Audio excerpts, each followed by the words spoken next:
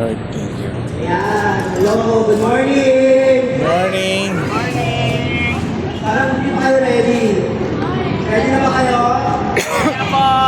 Welcome po sa Hands of God LPDB. Welcome college, yung mga sponsors na dumating ngayon. Palakpakan po natin sila. Palakpak po.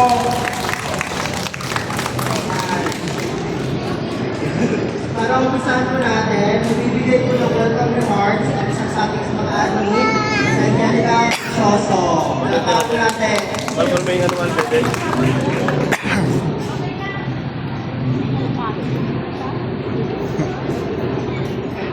Anak mo yun? Oo.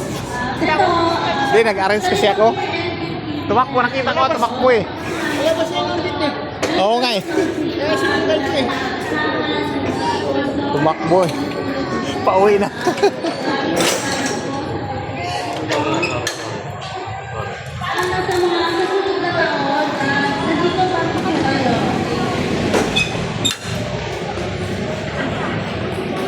At kaya tayo yung mga kanilang board kung paano natin sila.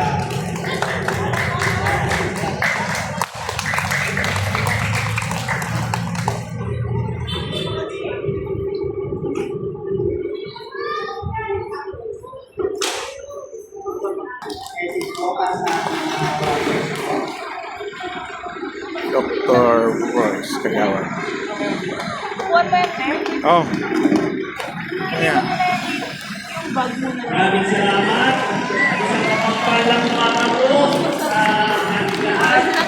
Una-una po, gusto ko lang po bumati magpugay sa bumubuo ng Hands of God. Palakpakan naman po natin. At siyempre, malaki ang Dr. Yay! Okay.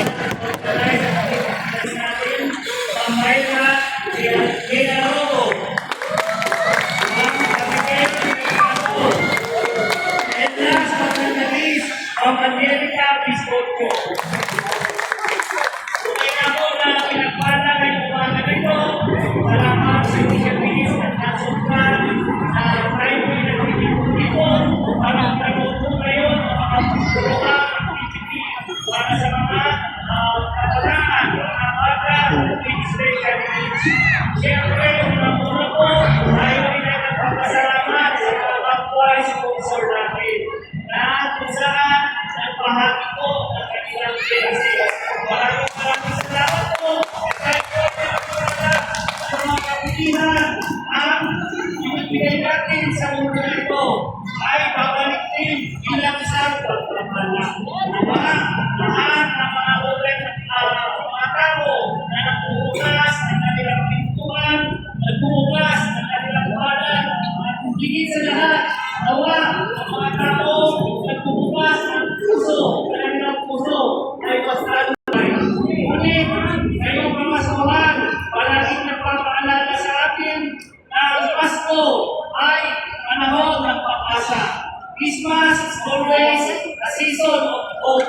Kaya mga magulang, alam natin na pinakakunin po isang magulang, alam natin kung paano kahirap ang taguyod ng ating anak. Lalo na po sa kagaya nila na mayroong special needs. Kaya, patuloy po natin maraming magsakripisyo para sa ating mga anak.